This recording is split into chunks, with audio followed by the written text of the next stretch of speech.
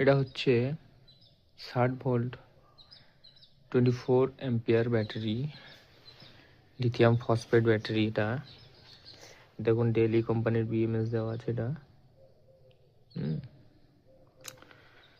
এর মধ্যে 19টা সিরিজ করা রয়েছে। এর ভোল্টেজ আপনাকে দেখাচ্ছি, আপনাকে চেক করে দেখাচ্ছি। এর নমিনাল ভোল্টেজ আছে আপনার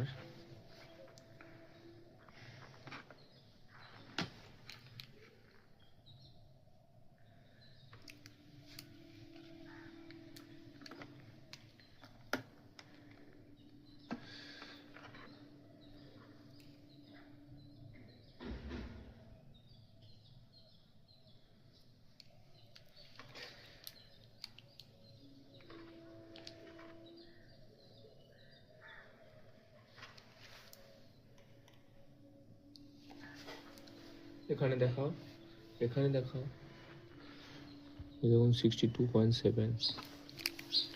তো এটা চার্জ করার পর ভোল্টেজটা দাঁড়াবে 67-এ। ঠিক আছে, কমপ্লিট করার পরে এরকম দেখায়।